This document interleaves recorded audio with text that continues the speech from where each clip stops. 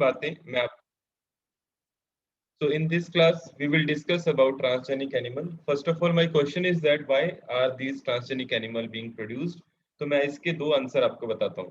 पहला जो आंसर है वो है मोस्ट कॉमन रीजन क्या है कि ट्रांसजेनिक एनिमल जो है वो हमें कुछ इकोनॉमिकल ट्रेड्स के होते हैं जो हमें कुछ ऐसे प्रोडक्ट्स देते हैं जो नॉर्मल एनिमल नहीं दे रहा होता. यानी कि मान लो एक गाय है आपके पास, वो आपको डेली का 5 लीटर दूध दे रही है, लेकिन अगर आप उसको जेनेटिकली मॉडिफाई करते हो या तो उसके दूध की क्वालिटी इंप्रूव हो जाएगी या फिर क्वांटिटी इंप्रूव हो जाएगी. जैसे क्वालिटी इंप्रूव का मतलब उसके दूध में पहले मान लो कोलेस्ट्रॉल ज्यादा था, अब कम हो गया, या फिर पहले कोलेस्ट्रॉल कम था अब ज्यादा हो गया, या फिर लैक्टोज की मात्रा को कम ज्यादा करना या केसीन प्रोटीन की मात्रा को कम ज्यादा करना. तो आप क्या कर रहे हो, आप प्रोडक्ट की क्वालिटी या क्वांटिटी में चेंज कर रहे हो. ठीक है, प्रोडक्ट तो पहले भी बन रहा था, लेकिन अब जो है आप उसमें थोड़ा सा चेंज कर रहे हो. आइदर इट में इंक्रीज और डिक्रीज द क्वांटिटी और इट में इंक्रीज और डिक्रीज द क्वालिटी. तो आप क्वालिटी और क्वांटिटी को मॉडिफाई करने के लिए क्या करते हो, आप ट्रांसजेनिक एनिमल पैदा करवाते हो. जैसे मान लो पहले एक मुर्गी थी, वो आपको 2 अंडे दे रही थी, अब वो 3 देने लग गई, तो क्वांटिटी बढ़ गई. पहले 2 अंडे दे रही थी, अभी भी 2 दे रही है, लेकिन अब जो अंडे दे रही है वो थोड़े अच्छे वाले अंडे दे रही है. इस तरह से आपके पास बहुत सारे एग्जाम्पल आएंगे, बहुत इंटरेस्टिंग फैक्ट्स हम लोग इसमें पढ़ने वाले हैं. तो ये जो एनिमल है आपके पास कुछ स्पेसिफिक इकोनॉमिक ट्रेड के आपके पास पैदा हो जाते हैं ट्रांसजेनिक एनिमल के थ्रू. और दूसरा जो फायदा है वो ये है कि आप मॉडल तैयार करते हैं. मॉडल मतलब जैसे अभी कोविड की वैक्सीन आई, तो क्या डायरेक्ट ह्यूमन बीइंग पे लगा दी गई या कुछ महीने उसके ट्रायल पे ही लग गए? Sir trial trial. तो ट्रायल किस पे किया गया निखिल, क्या आपको ले जाया गया था? ट्रायल किस पे करते नो हैं? सर, ट्रायल मतलब किस उनके वॉलेंटियर्स होते हैं, वही लोग ही तो ट्रायल करवाते हैं. ट्रायल पहले एनिमल्स पे किए जाते हैं, अभी थोड़ा इन पर पे सर रोक लगाई गई है. मेरी बात सुनिए. लेकिन पहले एनिमल्स पे किए जाते थे, अभी थोड़ा कम कर दिया गया है. पहले जितनी भी ड्रग्स बनती थी वो सारी एनिमल्स पे ट्रायल होती थी. लेकिन अब मैं आपको ये बता दूं, क्या किसी भी एनिमल पे उसको एज अ मॉडल यूज किया जा सकता है, या पहले उसको जेनेटिकली मॉडिफाई करना पड़ता है ट्रायल की तरह यूज करने के लिए? किसी ऑर्गेनिज्म को जेनेटिकली मॉडिफाई करना पड़ता है या डायरेक्ट उससे यूज कर सकते हो? जेनेटिकली मॉडिफाइड करना तो पड़ता है. जेनेटिकली मॉडिफाई करके आप उसको ह्यूमन जैसा बनाते हो, फिर उसके ऊपर आप ट्रायल करते हो. क्योंकि ह्यूमन के अंदर तो अलग मैकेनिज्म होती है और ऑर्गेनिज्म जो है एनिमल्स है इनके अंदर अलग मैकेनिज्म होती है. मान लीजिए ये है आपके पास एक रैट, आप इसको एज अ ट्रायल यूज करना चाहते हैं, तो क्या आप इसको नॉर्मल को यूज कर लोगे या पहले इसे जेनेटिकली मॉडिफाई करोगे? तो पहले आप इसे क्या करोगे, जेनेटिकली मॉडिफाई करोगे. जेनेटिकली मॉडिफाई करने के बाद आपके जो जीन्स आपके अंदर इफेक्ट हो रहे थे उस डिजीज से, वो जीन इसके अंदर इंट्रोड्यूस किए जाते हैं. अभी जेनेटिकली मॉडिफाई हो चुका है, और अब जेनेटिकली मॉडिफाई होने के बाद आप इसको एज अ ट्रायल यूज कर सकते हो. Can be used as a trial. तो ये जो था नॉर्मल एनिमल है या ट्रांसजेनिक एनिमल है? Transgenic animal. Transgenic animal. ठीक है. दूसरी बात मैं आपको बताता हूँ, ट्रांसजेनिक एनिमल के अपने को जो फायदे होते हैं वो मेडिसिन फील्ड में भी हैं, एग्रीकल्चर में भी हैं और इंडस्ट्री में भी हैं. तो तीनों फील्ड में ट्रांसजेनिक एनिमल हमें बहुत सारा फायदा पहुंचाते हैं. वो कौन कौन से फायदे हैं उनकी चर्चा आज अपन करेंगे डिटेल के अंदर. सो प्लीज आप लोग ध्यान से सुनिएगा कि फर्स्ट बेनिफिट क्या है. मेडिसिन के फील्ड में सबसे पहले, जैसे मैंने आपको बताया, आपने ऐसी काउस बनाई जो आपको मिल्क क्वालिटी या मिल्क के प्रोटीन की क्वालिटी इंप्रूव कर रही है, या फिर आपको गाय के दूध से ह्यूमन का प्रोटीन मिल रहा है. जैसे मान लो आपकी ह्यूमन में कोई प्रोटीन कम हो गया, ठीक है, वो प्रोटीन आपको कहीं और से नहीं मिल रहा, तो उस जीन को आप गाय में डाल दो, तो गाय के दूध में वो प्रोटीन बनने लग जाएगा जो एक ह्यूमन बीइंग का प्रोटीन है. तो देख रहे हो, तो एक गाय जो है वो किसका प्रोटीन बना रही है? वो अपना तो प्रोटीन बना रही है, साथ में ह्यूमन प्रोटीन भी बना रही है. ठीक है.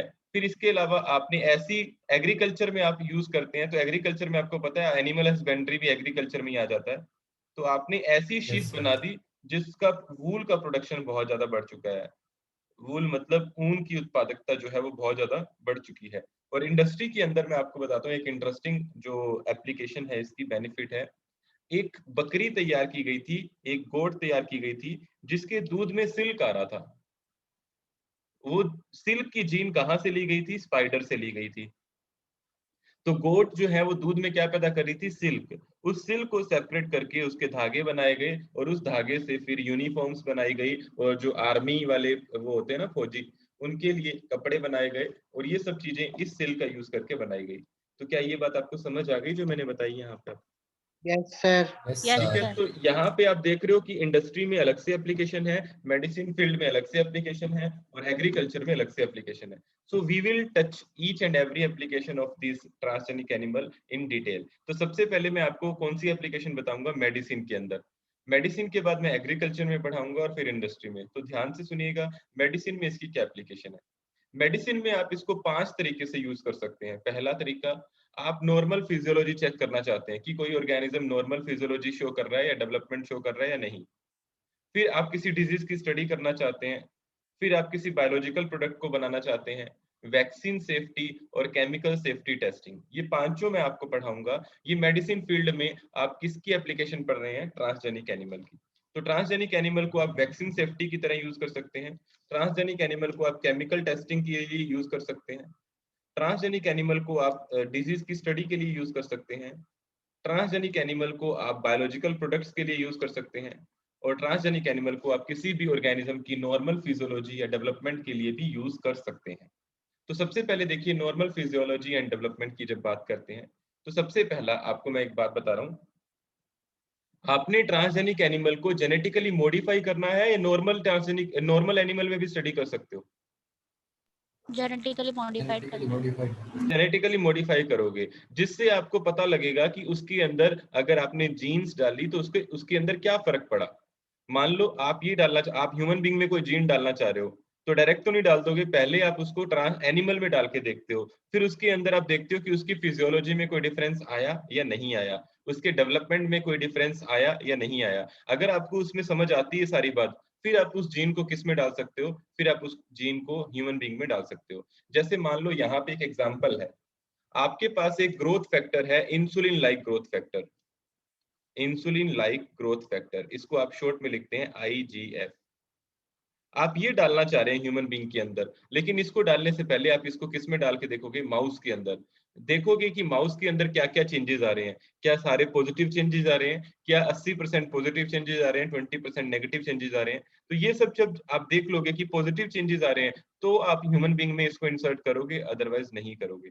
तो इस जीन को इंट्रोड्यूस करने के बाद आप देखते हो कि उस पर क्या क्या बायोलॉजिकल इफेक्ट्स आए और उन इफेक्ट्स के ऊपर जो भी आपको इन्फॉर्मेशन मिलती है उस इंफॉर्मेशन का यूज करके आप क्या करते हो? आप ह्यूमन बीइंग के अंदर भी उस जीन को इंसर्ट करवा सकते हैं।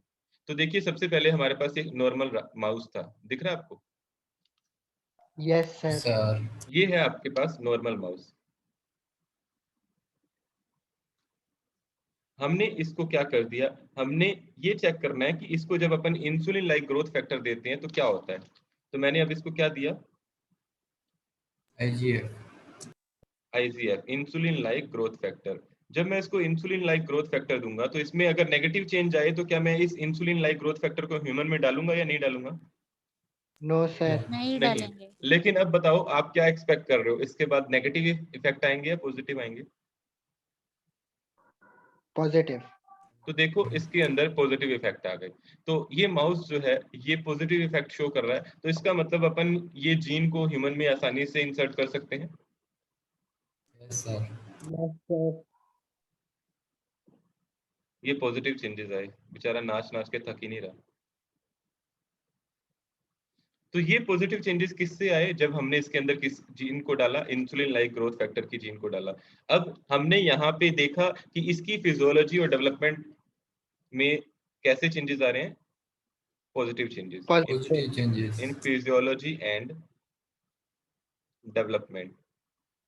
तो ये अब जो माउस जो डांस कर रहा है ये ट्रांसजेनिक हुआ है, नॉर्मल हुआ?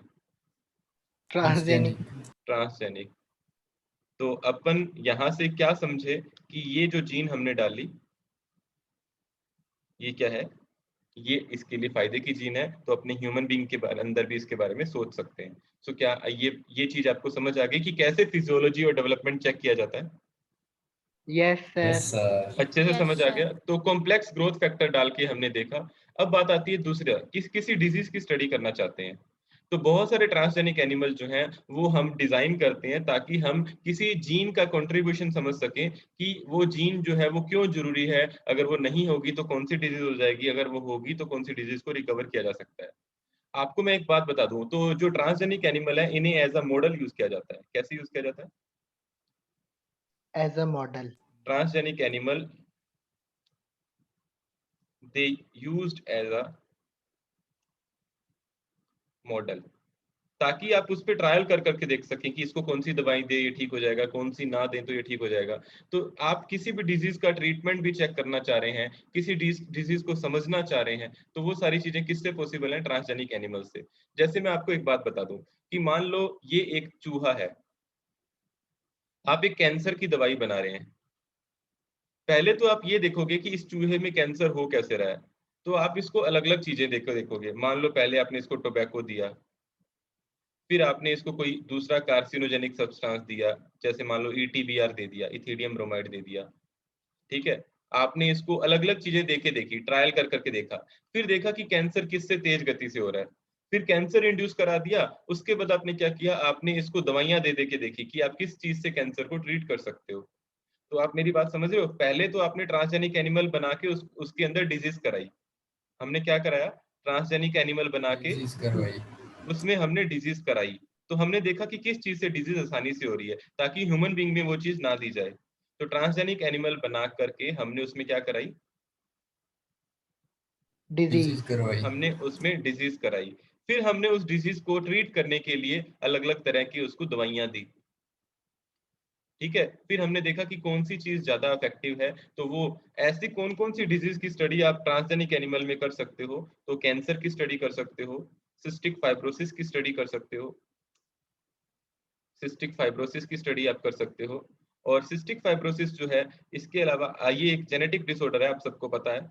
और रूमेटॉइड अर्थराइटिस, अर्थराइटिस पता है, जॉइंट्स में पेन होता है, बहुत ज्यादा सीवियर पेन होता है। तो यस अर्थराइटिस सर। आपने पढ़ा होगा ह्यूमन हेल्थ एंड डिजीज के अंदर। और अगर बात की जाए रूमेटॉइड अर्थराइटिस, और लास्ट में आता है अल्जाइमर डिजीज। तो इन सब डिजीज के बारे में आप आसानी से पता लगा सकते हो, किसका यूज करके? ट्रांसजेनिक एनिमल को एज अ मॉडल यूज करके। ठीक है, तो मैंने आपको कहा कि ट्रांसजेनिक एनिमल को अगर एज अ मॉडल यूज करते हो, तो उसमें आप पहले डिजीज करवाते हो, फिर डिजीज का ट्रीटमेंट करते हो। तो क्या दूसरा पॉइंट समझ आ गया कि मेडिसिन फील्ड में कैसे यूज करते हैं अपन ट्रांसजेनिक एनिमल को? Yes yes sir. सर। तो पहले क्या करवाते हो? पहले डिजीज करवाते हो, फिर डिजीज को ट्रीट करते हो, और फिर आप देखते हो कि किस चीज से डिजीज ज्यादा हो रही है और किस चीज से डिजीज ट्रीट आसानी से हो रही है। फिर तीसरा पॉइंट देखेंगे, बायोलॉजिकल प्रोडक्ट। तो यहाँ पे बहुत इंटरेस्टिंग फैक्ट्स हैं और आपको प्लीज ध्यान से सुनने हैं। आपको मैं एक बात बताता हूँ कि सबसे पहले आपको पता है, किसी भी ह्यूमन डिजीज को ट्रीट करने के लिए आपको मेडिसिन की जरूरत पड़ती है। और जरूरी नहीं कि वो मेडिसिन हमेशा हमें इंडस्ट्री से ही मिले, जरूरी नहीं कि वो मेडिसिन हमेशा केमिकल की फॉर्म में ही हो, वो मेडिसिन बायोलॉजिकल प्रोडक्ट में भी हो सकती है। ठीक है, जैसे आपको बताता हूँ, बायोलॉजिकल प्रोडक्ट मतलब एक नॉर्मल दूध है, उसके अंदर एक प्रोटीन है, लेकिन क्या उसको लैब में बनाया जा सकता है? क्या मिल्क को लैब में बना सकते हो? क्या मिल्क प्रोडक्शन लैब में किया जा सकता है? नहीं किया जा सकता। It is possible, it is impossible, sorry. So इसी तरह के प्रोडक्ट अगर आपको बनाना है जो आपको बायोलॉजिकल ऑर्गेनिज्म से मिलते हैं, तो उनके लिए आप ट्रांसजेनिक एनिमल का यूज करते हैं। जैसे मैं आपको यहाँ पे एक एग्जांपल बताता हूँ। यहाँ पे हमने क्या किया, एक ट्रांसजेनिक एनिमल बनाया, जो क्या बना रहा था? जो बना रहा था ह्यूमन प्रोटीन। और उस ह्यूमन प्रोटीन का नाम था anti trypsin, alpha 1 anti trypsin. और आप पूछोगे सर इसका यूज क्या है? एंटी ट्रिप्सिन का यूज क्या है? तो आप पहले बताओ, एंटी ट्रिप्सिन एक ऑर्गेनिज्म ह्यूमन प्रोटीन है या फिर एक एनिमल का प्रोटीन है? Sir human protein. Human protein है। इसको कैसे बनाया गया है? तो इसको बनाया गया है ट्रांसजेनिक एनिमल का यूज करके। अब ये ह्यूमन प्रोटीन क्या करता है? तो ये एम्फाइसीमा को ट्रीट करता है। किसको ट्रीट करता है? एम्फाइसीमा को। अब आप ये नहीं पूछोगे कि एम्फाइसीमा क्या होता है।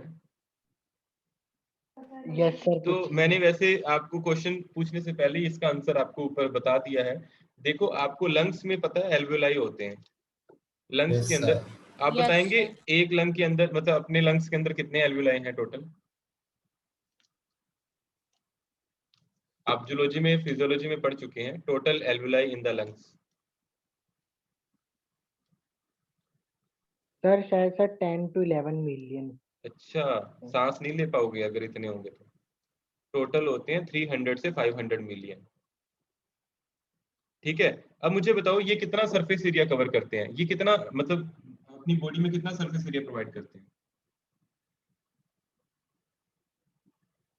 How much surface area they will provide to our body?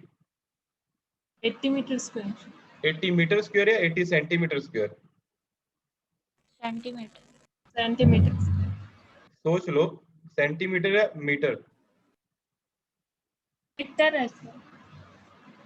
चलो 80 मीटर है, तो मुझे ये बताओ कि ये अपनी बॉडी से कितना ज्यादा है? अपनी बॉडी के सरफेस एरिया से ये कितना ज्यादा है? अपनी बॉडी का सरफेस एरिया तो पता होगा ना सबको। देखो मैं बताता हूँ, एल्वुलाई जो है ये टोटल सरफेस एरिया कवर करते हैं 80 मीटर स्क्वायर। कितना कवर करते हैं? 80 metre. Total surface area that is 80 metre square. And then second thing मैं आपको बताना चाह रहा हूँ, ये अपनी बॉडी के सरफेस एरिया का कितना है? 50 टाइम है, टोटल 50 टाइम ऑफ आवर। एक सेकंड बेटा, हेलो।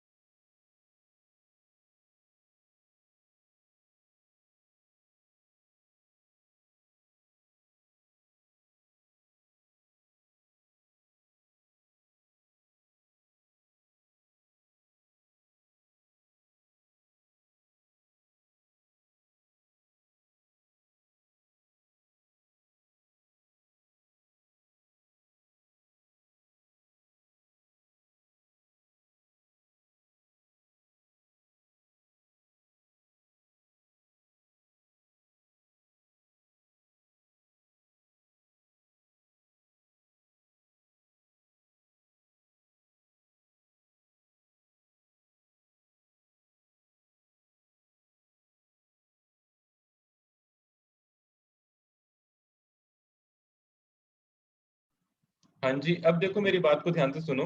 लंग्स का जो एल्वेओलाई है वो कितना सरफेस एरिया कवर करते हैं? 80 metre 80 square. Metre 80 square. Metre square. और अपनी बॉडी का सरफेस एरिया कितना होता है? अब तक तो देख लिया होना चाहिए था गूगल से।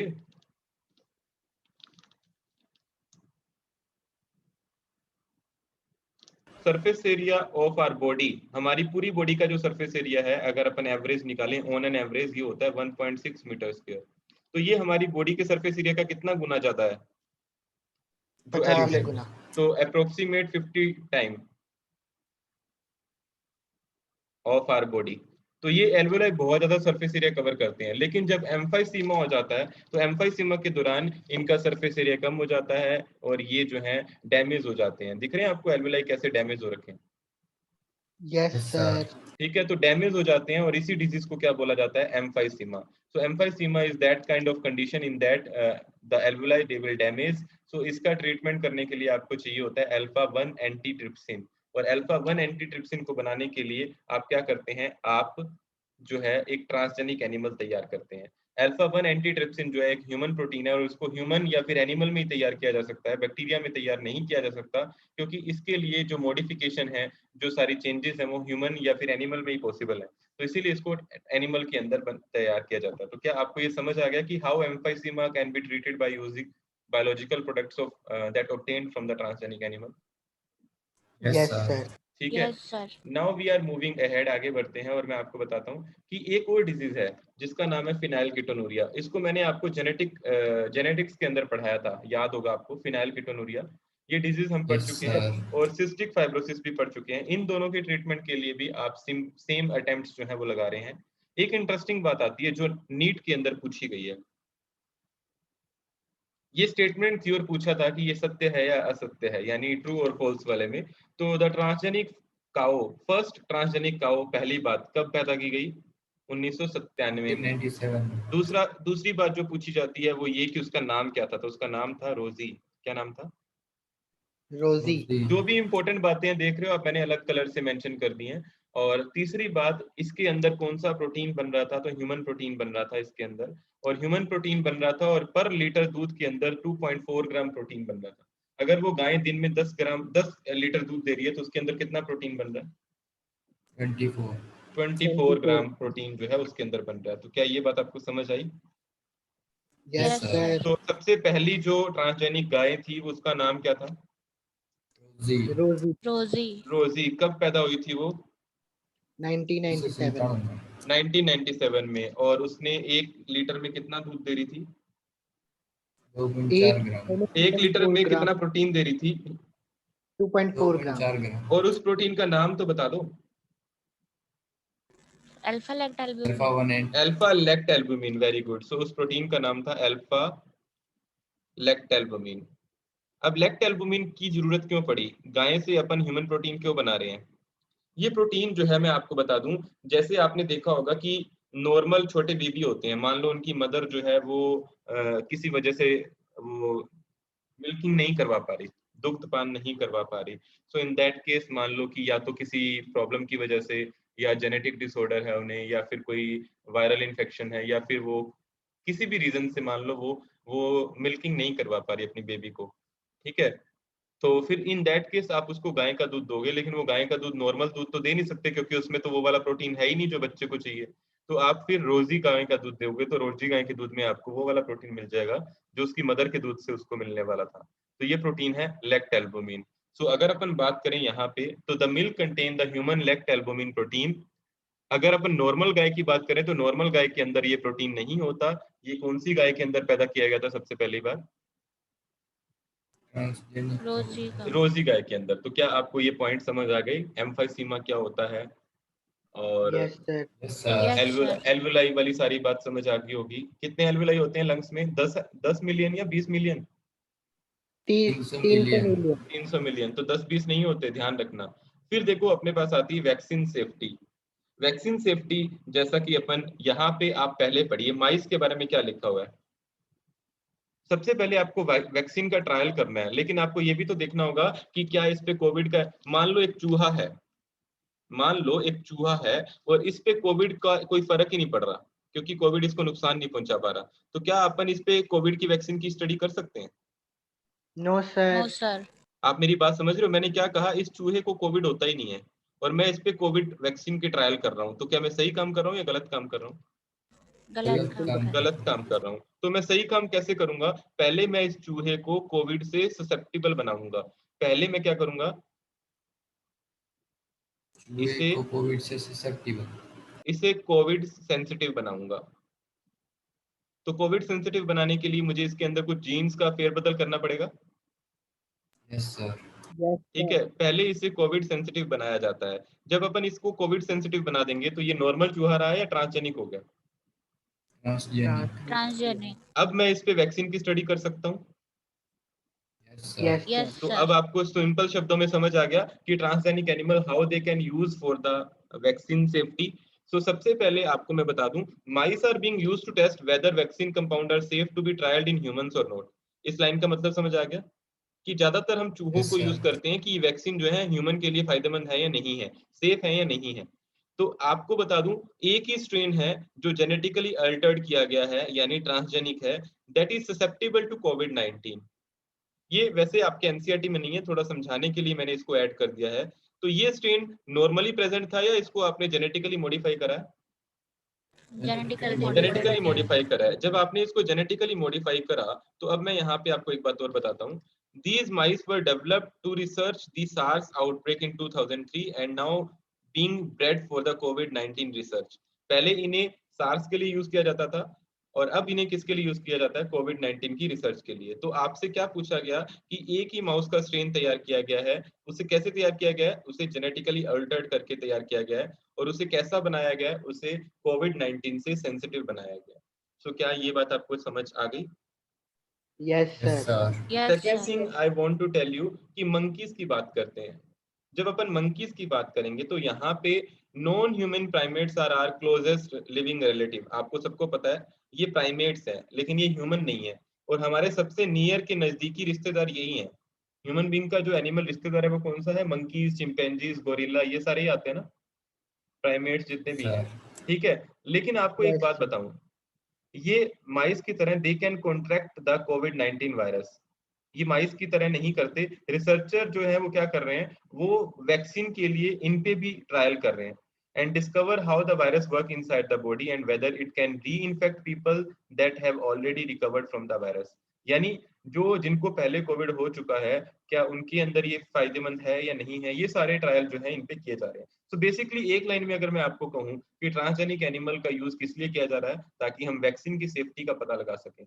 क्योंकि नॉर्मली एनिमल जो है वो उस वायरस से सेंसिटिव है या उस वायरस से रेजिस्टेंस है, ये हमें नहीं पता। तो हम पहले उनको सेंसिटिव करते हैं, देन हम उन पे वैक्सीन की जो है स्टडी करते हैं। इसी तरह से एक बहुत ज्यादा ट्रांसजेनिक माइस को तैयार किया गया था जब पोलियो वैक्सीन बनी थी। आपको पता है पोलियो वैक्सीन अभी ह्यूमन पे डायरेक्ट नहीं अप्लाई की गई थी, उसके लिए भी पहले क्या किया गया था? ट्रायल किए गए थे। और ट्रायल किसके लिए किए गए थे? पोलियो वैक्सीन के लिए। और किस पे किए गए थे? माइस के ऊपर, चूहे के ऊपर किए गए थे। क्योंकि उसमें भी आपको पता है, जब पोलियो वैक्सीन, आपको पता है 2 बूंद जिंदगी के जो पिलाए जाते हैं उसमें क्या होता है पता है आपको? जो 2 बूंद जिंदगी के आपको पिलाए जाते हैं, इस तरह की एक ड्रॉप होती है। Weak polio virus. क्या होता है उसमें? Weak polio virus. उसमें वीक पोलियो वायरस होता है, एटोन्यूएटेड पोलियो वायरस होता है। तो वो पोलियो वायरस जब आपको पिलाया जाता है तो आपकी बॉडी में वो सेफ तो है ना, ये सब चेक पहले किस पे किया जाता है? माइस पे चेक किया जाता है। देन आप देखोगे if successful and found to be reliable they could replace the use of monkeys. फिर उसके बाद आप मंकीज पे टेस्ट करते हो एंड देन फिर आप ह्यूमन ट्रायल करते हैं। तो ये वैक्सीन सेफ्टी में भी अपन इसको यूज कर सकते हैं। फिर बात आती है chemical safety testing. Chemical safety testing का मतलब क्या है? इसे आप लोग टॉक्सिसिटी या फिर सेफ्टी टेस्टिंग भी बोलते हैं। क्या बोलते हैं इसे? टॉक्सिसिटी या सेफ्टी टेस्टिंग। अब इसमें क्या किया जाता है मैं आपको बताता हूँ। ये भी बिल्कुल वैक्सीन की तरह सेम ही है। ये नॉर्मल चूहा है। कैसा है ये? नॉर्मल चूहा। चूहा। अब ये इस एनिमल पे केमिकल का कोई इफेक्ट नहीं पड़ रहा, तो मैंने क्या किया, इसको ट्रांसजेनिक में कन्वर्ट कर दिया। अब इस पे मैं स्टडी करूंगा कि इस पे केमिकल का इफेक्ट पड़ रहा है या नहीं पड़ रहा, और पड़ रहा है तो कितना ज्यादा पड़ रहा है। ठीक है, तो ये प्रोसीजर सेम है जैसा ड्रग के लिए हम यूज करते हैं। इसमें ट्रांसजेनिक एनिमल बनाए जाते हैं जिनमें हम एक जीन ट्रांसफर करते हैं। क्या ट्रांसफर करते हैं? जीन ट्रांसफर करते जीन। हैं। अब ये जीन ट्रांसफर करने के बाद ये ट्रांसजेनिक हो गया। ये जीन जो है ये इन्हें क्या बनाती है?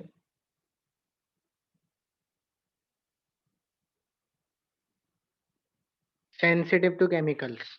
सेंसिटिव बनाती है। अगर ये सेंसिटिव हो जाएंगे तो अब हमें पता लगेगा कि वो केमिकल कैसे इफेक्ट करती है। लेकिन ये जो है ये नॉन सेंसिटिव होगा या सेंसिटिव होगा? Non sensitive. Non sensitive. This would be non-sensitive to the chemical, or we can say there will be no effect of chemical on these mice. ठीक है, तो हमने ये तैयार किया।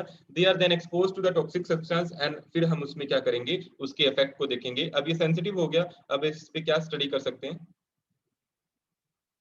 केमिकल इफेक्ट्स की स्टडी की जा सकती है। केमिकल के इफेक्ट्स की स्टडी जो है की जा सकती है।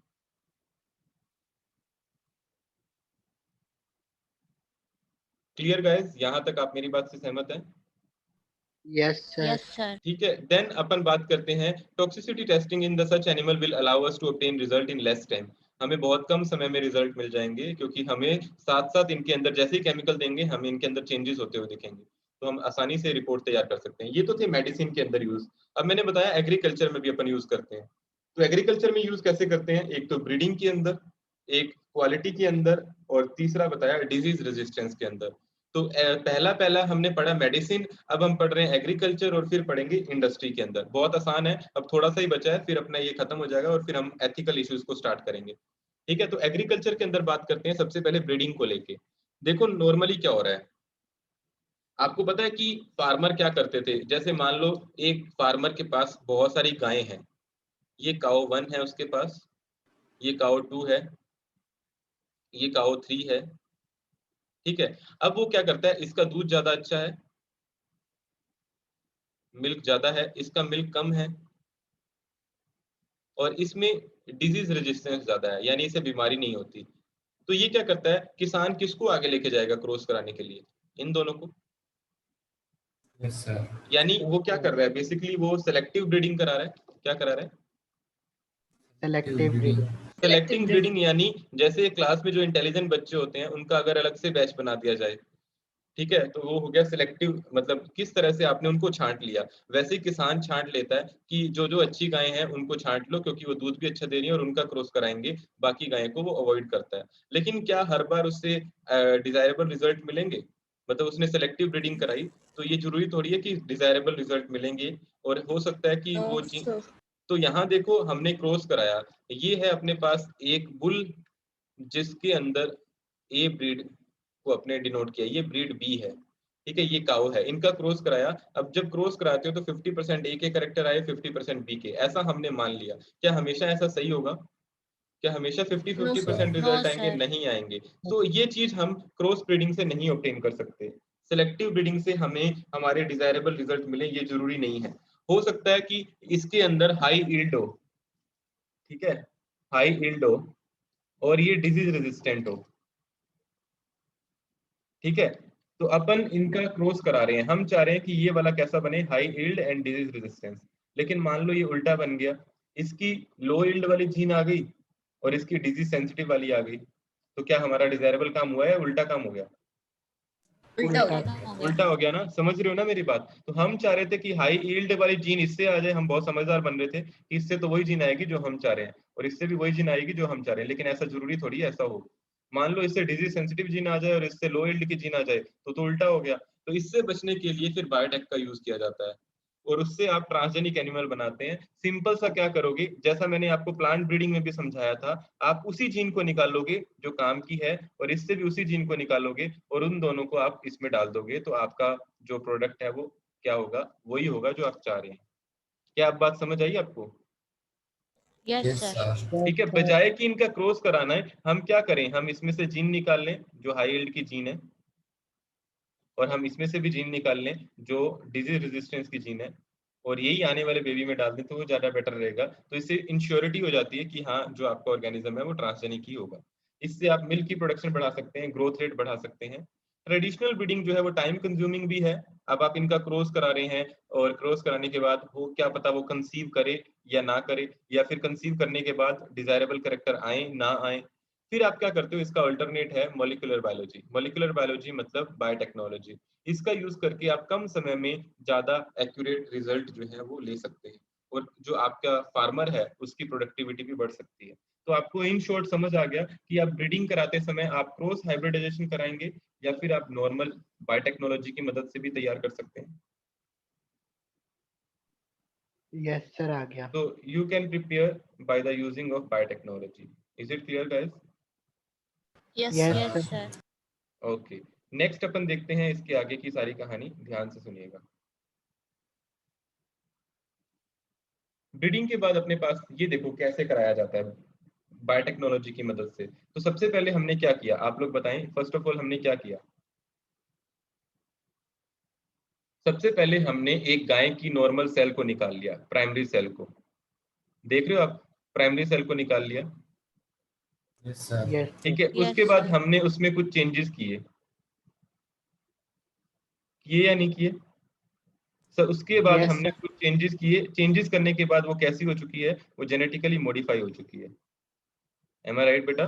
तो वो जेनेटिकली मॉडिफाई हो Sir. चुकी है। उसके बाद आपने क्या किया, जेनेटिकली मॉडिफाई होने के बाद आपके पास जो सेल है वो नॉर्मल सेल है या जेनेटिकली मॉडिफाइड सेल है? Genetically Genetically modified modified. cell. जो जेनेटिकली मॉडिफाइड सेल है, अब आप उसमें से क्या कर रहे हो?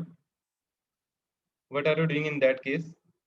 तो यहाँ देखिए जनरेशन ऑफ ट्रांसजेनिक सेल। अब इसमें आपने क्या किया, fusion of an enucleated oocyte with a donor transgenic cell. तो आपने यहाँ पे एक सेल ली जिसे आपने इन्यूक्लिएटेड कर रखा है। इन्यूक्लिएटेड मतलब उसका न्यूक्लियस निकाल रखा है, और उसके अंदर आपने क्या डाल दिया, ये ट्रांसजेनिक सेल का न्यूक्लियस डाल दिया।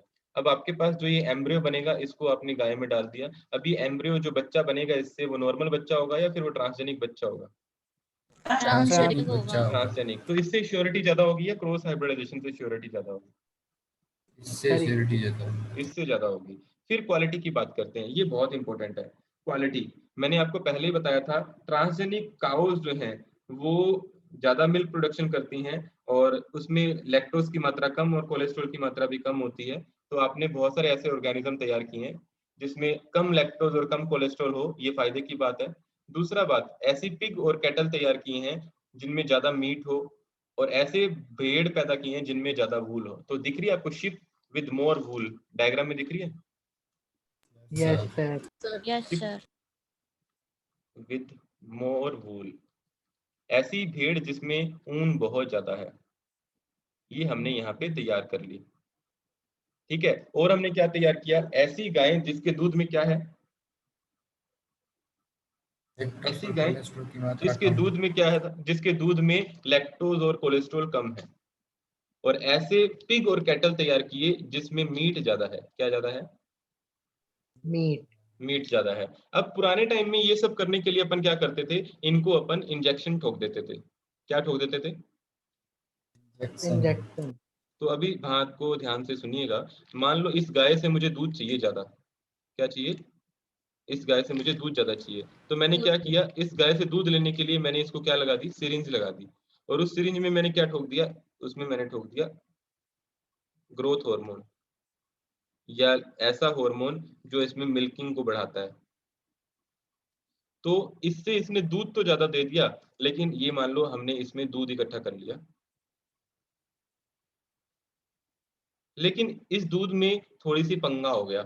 पंगा क्या हो गया, इस दूध में वो हार्मोन भी आ जाते हैं और वो आप पियोगे तो आपको नुकसान करेंगे। यस ठीक है, सर। तो हमने क्या किया, शुरू शुरू में क्या किया जाता था, हॉर्मोन्स दे करके फार्मर क्या करते थे, इस प्रॉब्लम से, समस्या का छुटकारा पाते थे। और वो क्या करते थे, वो अपने मिल्क की प्रोडक्टिविटी को चेंज करते थे। लेकिन इसके साथ प्रॉब्लम के साथ समस्या मतलब इस सॉल्यूशन के साथ एक समस्या भी जुड़ी हुई थी।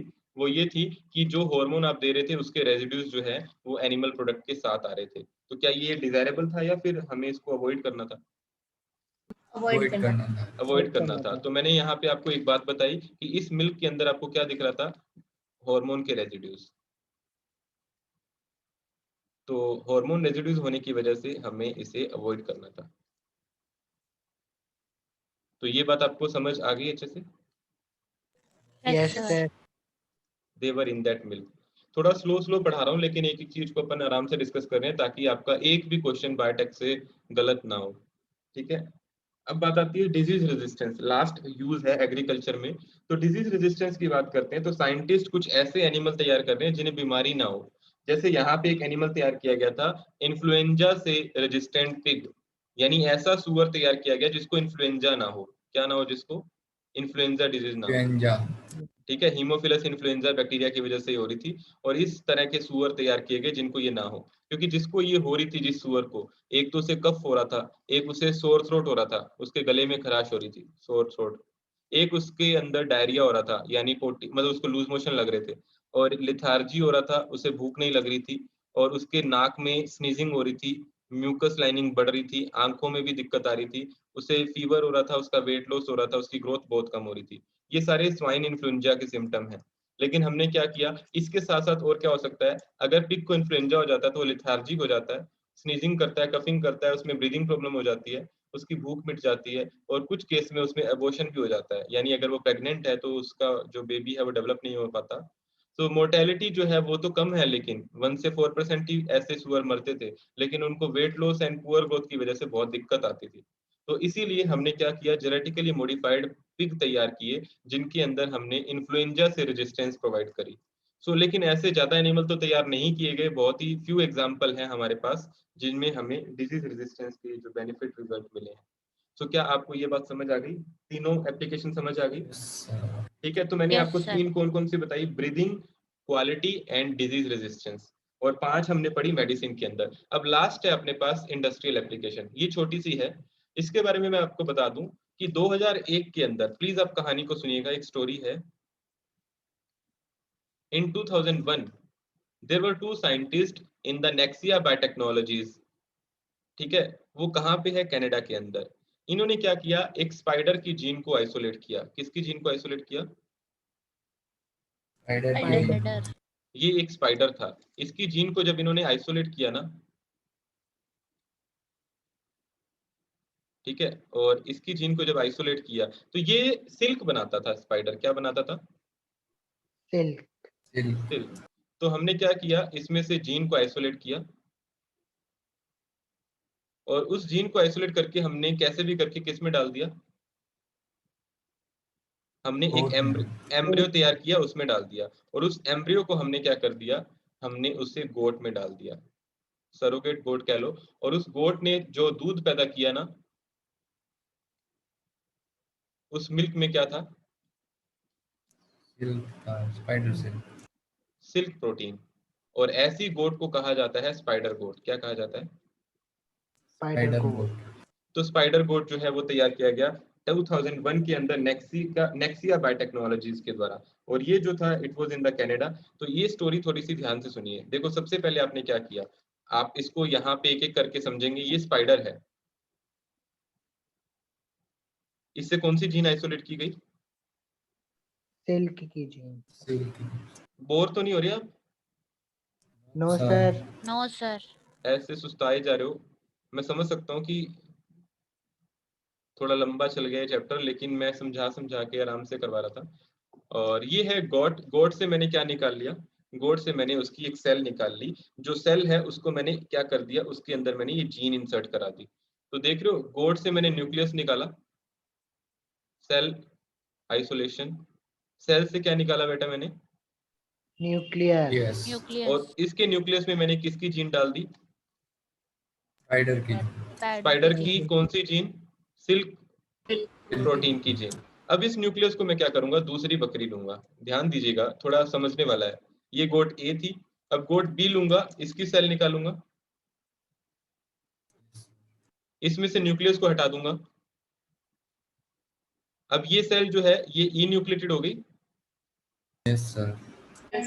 ये सेल है ई न्यूक्लिएटेड, और ई न्यूक्लिएटेड सेल के अंदर मैंने किसको डाल दिया? Nucleus को. इसमें मैंने न्यूक्लियस को डाल दिया। किसके न्यूक्लियस को डाल दिया मैंने? वो वाला न्यूक्लियस जिसमें जेनेटिकली मॉडिफाइड जीन थी। अब उसको मैंने यहाँ पे क्या किया, इसको मैंने कल्चरिंग करा ली, यानी संख्या बढ़ा ली, कल्चरिंग एंड क्लोनिंग। देखो संख्या बढ़ गई सेल Yes, की। sir. अब मैंने इसको Yes, क्या sir. किया, अब मैंने इसको गोट सी के अंदर जो है डाल दिया। गोट सी के अंदर एम्ब्रियो बना के डाल दिया। ये क्या बन चुका है अपने पास? Embryo. एम्ब्रियो। अब जब मैंने इसमें एम्ब्रियो बना के गोट सी में डाला तो गोट सी से क्या पैदा होगी? गोट डी पैदा होगी। Goat अब D. तो अब मुझे बताओ, इसके दूध में चेंज आएगा या इसके दूध में चेंज आएगा? D के दूध Goat. में चाहिए. डी के, D. क्योंकि एम्ब्रियो इससे बना है। अब इसका जो दूध होगा उसमें आपको क्या मिलेगा? सिल्क प्रोटीन Silk मिलेगी। protein. Silk protein. तो क्या आपको सिल्क प्रोटीन वाला कॉन्सेप्ट क्लियर हो गया? Yes, sir. Yes, sir. अब इस सिल्क प्रोटीन का कहाँ यूज किया जाता था, तो आप बताएंगे। ये जो साइंटिस्ट थे इन्होंने इस थ्रेड से क्या किया? कपड़े बनाए। कपड़े बनाए। सीधे बना लोगे या पहले वीव करोगे उसे? Weave करेंगे. पहले weave वीविंग करा की था। गई, वीविंग करके उससे क्या बनाया गया? Thread. Thread formation. अब ये थ्रेड की कुछ खास बात थी। इस थ्रेड की खास बात क्या थी? ये जो थ्रेड था ये लाइट था, टफ था और फ्लेक्सिबल था। यानी हल्का था, टफ था, इसे आप आसानी से तोड़ नहीं सकते, और फ्लेक्सिबल था। तो तीनों ही डिजायरेबल फीचर है। हल्का मतलब आप अगर Yes, कैरी sir. करना चाहते हो तो कहीं भी ले जाओ। टफ है मतलब आप इसको कहीं भी नुकसान नहीं पहुंचा सकते, और कैसा भी इसको मोल्ड कर सकते हो। फ्लेक्सिबल मटेरियल, तो इसे आप मिलिट्री की यूनिफॉर्म बनाने में यूज करते हैं। कहाँ यूज करते हैं? मिलिट्री की military uniform. Uniform military uniform बनाने के लिए used in military uniform formation. थोड़ा सर। इसके अलावा और बताओ कहाँ यूज कर सकते हैं?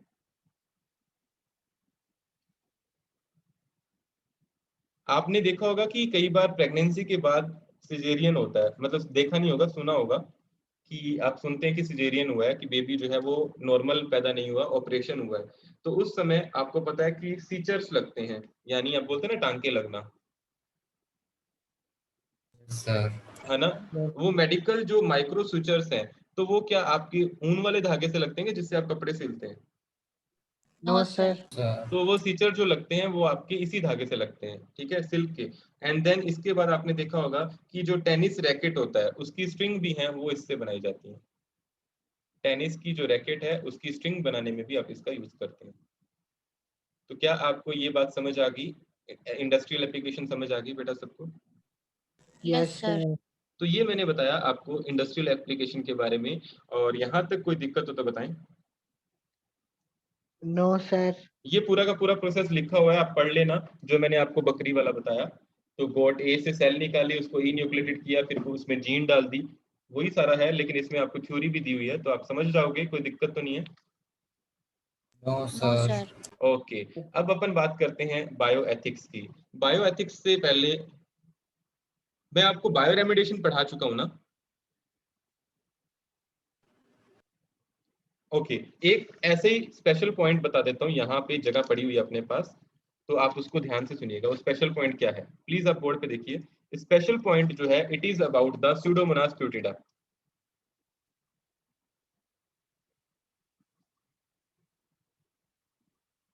क्या है बैक्टीरिया का नाम?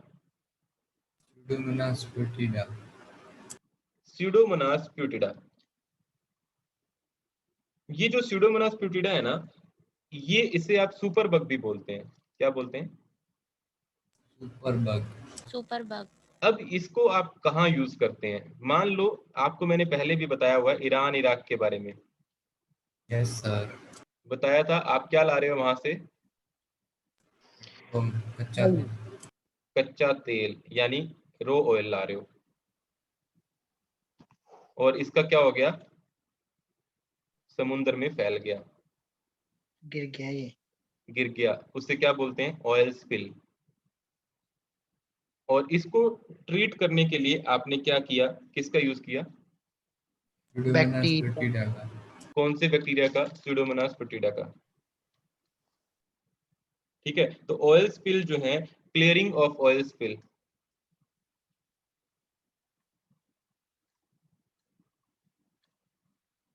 किसके द्वारा की जाती है? स्यूडोमोनास प्यूटिडा। इसके बारे में सबसे पहले किसने डेवलप करा इसको? तो इसके एक साइंटिस्ट अंकल थे जिनका नाम था A.M. चक्रवर्ती, इंडियन साइंटिस्ट थे, A.M.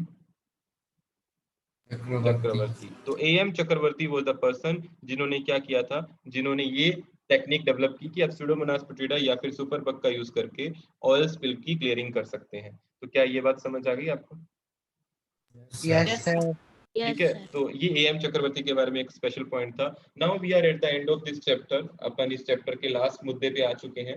हालांकि ये थोड़ा सा खींचूंगा, इसको भी खत्म तो नहीं करूंगा, क्योंकि मैं एक एक चीज बताना चाहूंगा इसके बारे में भी, लेकिन प्रोबेबली मैक्सिमम आज इसको कर लेंगे। तो देखिए यहाँ पे और क्या बताना चाह रहा हूँ, एक second. There is a call, just a minute.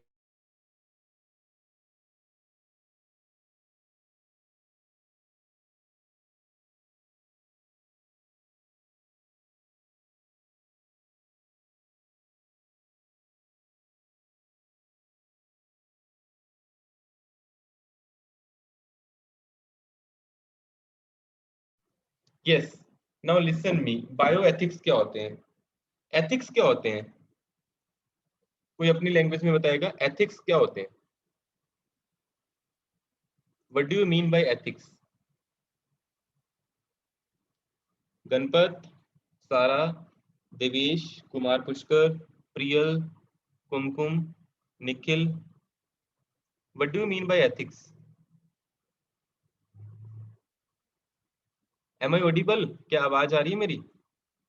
Sir sir तो फिर ऐसे बोल दो ना नहीं पता।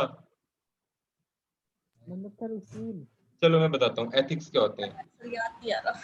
जैसे मान लो आपको एक कम्युनिटी को चलाना है, रेगुलेट करना है, तो आप कुछ रूल्स बना देते हैं और आप ये बताते हैं कि क्या चीज जो है वो वैध है और क्या चीज नहीं है। मतलब आप देखते हैं ना कि आप जब स्कूल में जाते हैं तो कुछ रूल्स एंड रेगुलेशन होते हैं कि ऐसा करना अलाउड है, ऐसा नहीं, ऐसा करोगे तो गलत होगा, पनिशमेंट मिलेगी, ऐसा करोगे तो नहीं मिलेगी। वैसे ही एक कम्युनिटी को चलाने के लिए कुछ रूल्स होने चाहिए। जैसे पहले क्या किया जा रहा था कि आप जैसे धड़ाधड़ मंकी ले रहे थे, चूहे ले रहे थे, ट्रायल कर रहे थे, और आपको पता है हर लैब में चूहे मारे जाते थे। कोई 12th का बच्चा था वो भी चूहा काट देता था, कोकरेच को काट देता था। लेकिन अभी ये सब बैन हो चुके हैं, पता है आपको? आपने कभी डायसेक्शन नहीं किया सर होगा 12th में, क्या किया आपने हाँ 12th सर। के अंदर? नहीं किया, हाँ क्योंकि सर जो आपके सीनियर के सुपर सीनियर के सीनियर थे, या फिर हम लोग के टाइम की बात करें, उस समय ये सब डायसेक्शन हुआ करता था।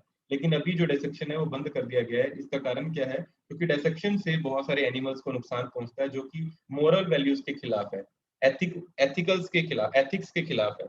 तो ये सब चीजें बायो से जुड़ी हुई हैं। मतलब एथिक्स क्या है? एथिक्स की बात करें, सबसे पहले मैं आपको बताना चाहूंगा, एथिक्स एक स्टैंडर्ड है, मतलब सेट ऑफ स्टैंडर्ड है जिसके थ्रू आप एक कम्युनिटी को रेगुलेट करते हो अपने बिहेवियर के अकॉर्डिंग, और ये डिसाइड करते हो कि कौन सी चीज होनी चाहिए और कौन सी चीज नहीं होनी चाहिए। मतलब which activity is legitimate and which is not. Legitimate का मतलब कौन सी चीज जो है वो वैध है और कौन सी चीज अवैध है।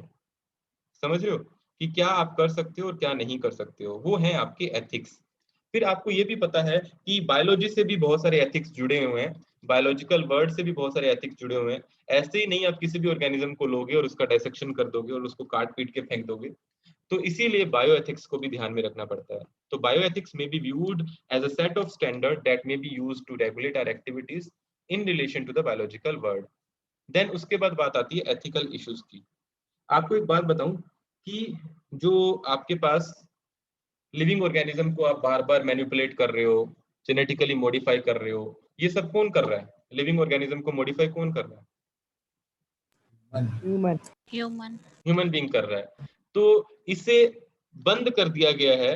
आप बिना रेगुलेशन के नहीं कर सकते। आपका बस लगे आपने घर में एक चूहा पकड़ा, उसके इंजेक्शन लगाया, उसको जेनेटिकली मॉडिफाई कर दिया, ये सब आप बिना रेगुलेशन के नहीं कर सकते।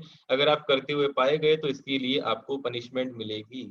अगर आपको करना है तो विद अप्रूवल करना होगा और लिमिटेड मतलब आपको नुकसान पहुंचाए हुए करना होगा। पहली बात, अगर आप ह्यूमन बीइंग हैं और आप लिविंग ऑर्गेनिज्म को मैनिपुलेशन के लिए यूज कर रहे हैं, तो क्या आप बिना रेगुलेशन के कर सकते हैं या रेगुलेशन से कर सकते हैं? रेगुलेशन से कर रेगुलेशन से कर, रेगुलेशन आप से ऐसे ही नहीं कर सकते। एथिकल स्टैंडर्ड जो है वो क्यों जरूरी है? ताकि हम अपनी मोरालिटी को इवेलुएट कर सकें और हम ये ध्यान में रख सकें कि हमें ऑर्गेनिज्म की हेल्प करनी है, हमें ऑर्गेनिज्म को नुकसान नहीं पहुंचाना। डेट माइट हेल्प और हार्म लिविंग ऑर्गेनिज्म, हमें ये ध्यान रखना है, हमें मोरालिटी को ध्यान में रखना है कि हम ज्यादा से ज्यादा अपने फायदे का ना सोचें, हम सबका फायदा सोचें। इसके अकॉर्डिंग अगर अपन मोरालिटी को ध्यान में रखते हैं तो बायोलॉजिकल सिग्निफिकेंस जो है वो भी इम्पोर्टेंट है। हम लोग क्या करते हैं, हम मोरालिटी को पीछे छोड़ देते हैं और अपने सिग्निफिकेंस को ध्यान में रखते हैं। The biological significance of such thing is also important. हम मोरालिटी को पीछे छोड़ देते हैं, लेकिन क्या ऐसा करना चाहिए? ऐसा नहीं करना चाहिए। और एक बात और बता दूं, genetic modification of organism can have unpredictable result when such organism are introduced in the ecosystem. आपको पता है कि आपने एक ऑर्गेनिज्म है, ये देखिए, ये मान लो एक ऑर्गेनिज्म था और ये नॉर्मल था। कैसा था ये? नॉर्मल था। नॉर्मल। अब नॉर्मल आपने इसको क्या कर दिया? आपने इसको जेनेटिकली मॉडिफाई कर दिया। जब आपने इसको जेनेटिकली मॉडिफाई किया और इसको आपने इकोसिस्टम में छोड़ दिया, तो क्या ये कोई इफेक्ट पैदा करेगा या कुछ नहीं पैदा करेगा? पैदा करेगा। तो ये करेगा। करेगा। तो दिस इज जेनेटिकली मॉडिफाइड। ठीक है, तो ये इफेक्ट पैदा करेगा। तो ध्यान से सुनिएगा, ये किस तरह के इफेक्ट पैदा कर सकता है। This is genetically modified organism. तो आप देखोगे सबसे पहले, जैसे एक इंडियन गवर्नमेंट ने एक सेटअप तैयार किया। उन्होंने एक ऑर्गेनाइजेशन के थ्रू जिसका नाम है GEAC, genetic engineering approval committee. अगर आपको जेनेटिक इंजीनियरिंग करनी है तो आपको किससे अप्रूवल लेनी पड़ेगी? GEAC GEAC, which will make decision regarding the validity of GM research। जो आपकी जेनेटिक मॉडिफिकेशन रिसर्च की वैलिडिटी चेक करेगा कि आप मजे के लिए तो नहीं कर रहे, क्या उसका रियल में कोई फायदा है या नहीं। फिर आप देखोगे कि उसमें सेफ्टी को ध्यान में रखना है, उसमें जीएम ऑर्गेनिज्म को देखना है कि उसका नेचर को कोई नुकसान तो नहीं पहुंच रहा और वो ह्यूमन बींग को कोई नुकसान तो नहीं पहुंचा रहा। ये सारी बातें देख के वो आपको अप्रूवल देंगे। So GEAC will provide you approval for that, कि अगर आप जेनेटिक मॉडिफिकेशन से रिलेटेड कोई रिसर्च करने जा रहे हैं तब। तो जीईएसी जो है ये सेटअप किसने तैयार किया? ये इंडिया गवर्नमेंट ने तैयार किया। फिर बात आती है मॉडिफिकेशन जो है आप लिविंग ऑर्गेनिज्म का कर रहे हैं, किसके लिए? या तो फूड के लिए या फिर आप मेडिसिन के लिए। ठीक है, तो इससे बहुत सारी प्रॉब्लम्स भी जनरेट हो रही हैं। क्यों? क्योंकि इसमें पेटेंट्स रिलेटेड प्रॉब्लम्स आ रही हैं। पेटेंट रिलेटेड प्रॉब्लम कैसे आ रही हैं कि कुछ लोग क्या करते हैं, ऑर्गेनिज्म को मॉडिफाई करते हैं और कहते हैं भाई मैंने किया है, इसे पेटेंट कर दो। अब वो क्या करते हैं, वो अपने राइट समझने लगते हैं। वो ये सोचते हैं कि ये ऑर्गेनिज्म तो मेरा हो गया, कोई और इस पे कुछ कर ही नहीं सकता। तो ये प्रॉब्लम भी इसके साथ आ रही थी।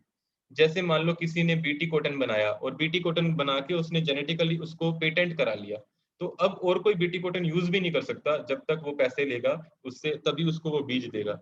लेकिन ये प्रॉब्लम थी। फिर जीएम क्रॉप जो है वो कल्टीवेशन में यूज हो रही थी यूएसए में, यूरोप में एंड सेवरल अदर कंट्रीज में। ठीक है, in India some insect resistance cotton varieties expressing cry gene have reached the farmer field. और इस कॉटन का नाम क्या था? कॉटन। BT cotton. फिर आपको एक बात और बताता हूँ, ट्रांसजेनिक क्रॉप्स जो है वो हार्मफुल हो सकती हैं, हमारे लिए तो कम लेकिन एनवायरनमेंट के लिए ज्यादा। The 2 points, firstly the transgene may be transferred through pollen from these crops or through or their wild relatives. Secondly, GM crops may pollute the environment.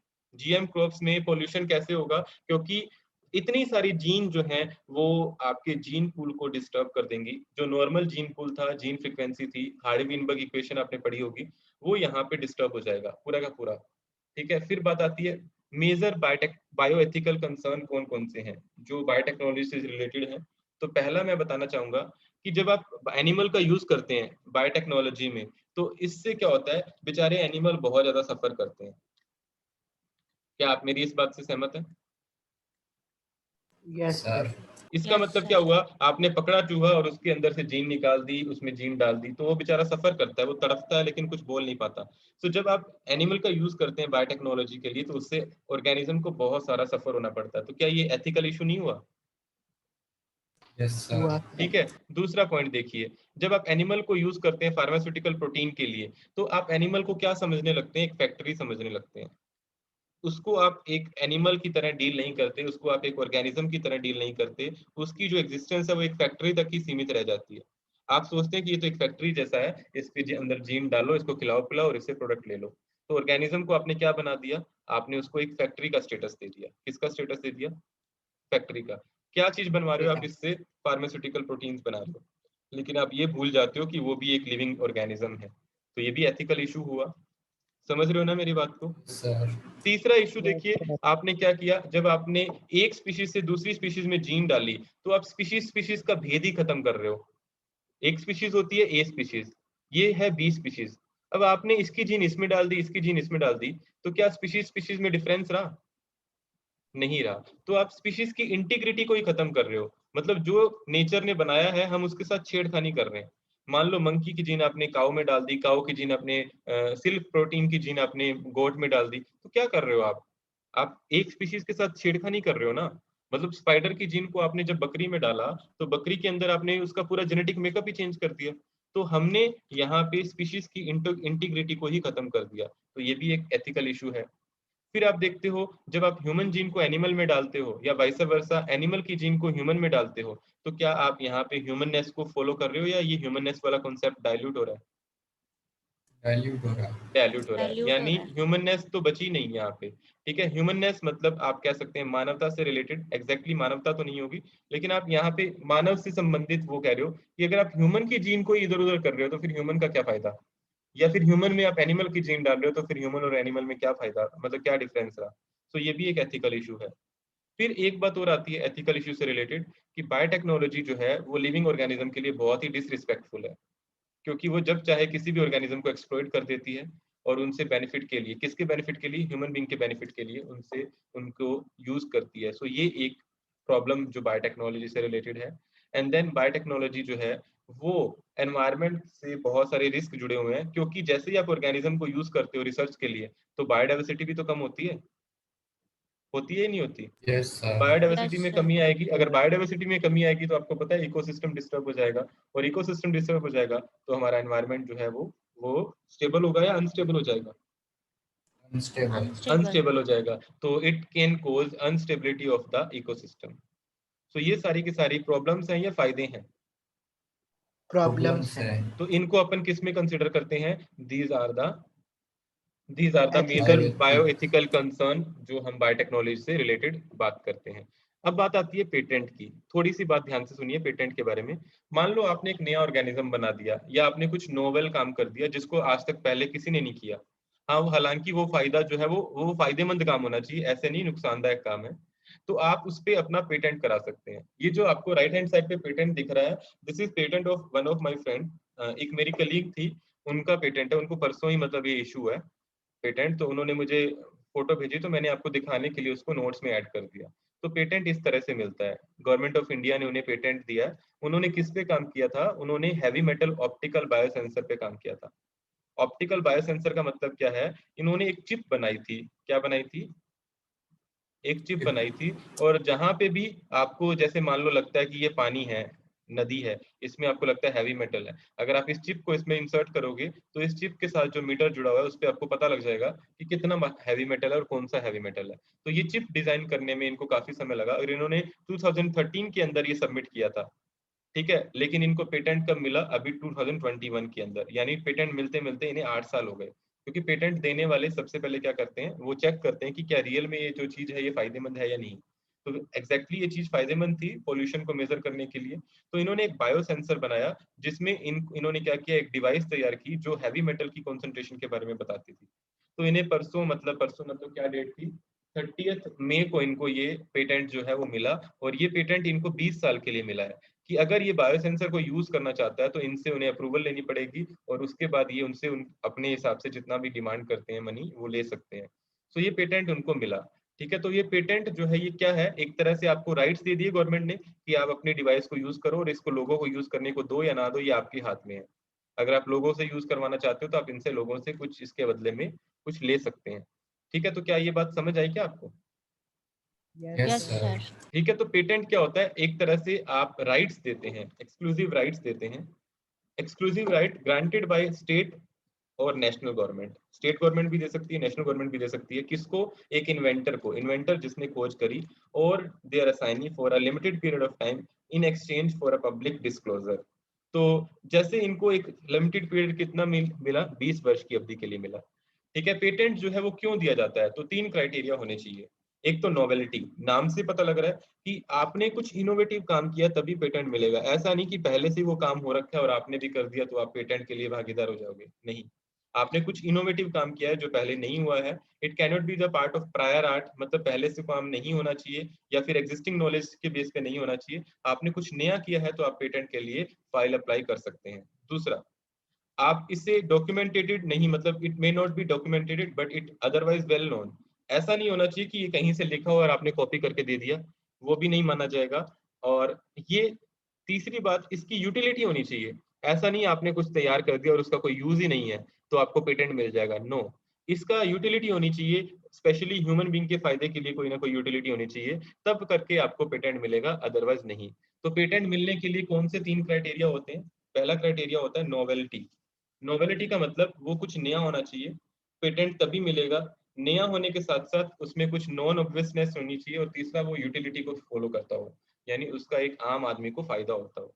तो क्या ये बात समझ आ गई कि पेटेंट क्या होता है, कौन देता है, कब देता है, कैसे मिलता है, कितने टाइम के लिए मिलता है? ये बात समझ आ गई? Yes Yes, sir. sir. ठीक है, पेटेंट के बाद अपन बात करते हैं बायो पेटेंट। तो पेटेंट तो नॉर्मल हो गया, मान लो आपने एक डिजाइन तैयार कर दिया एक ड्रेस का, आप चाहते हो कि वैसी ड्रेस कोई तैयार ना कर पाए। आपको पता है कैप्री जो थी ना, जब कैप्री बनी थी, आपको पता है कैप्री क्या होती है?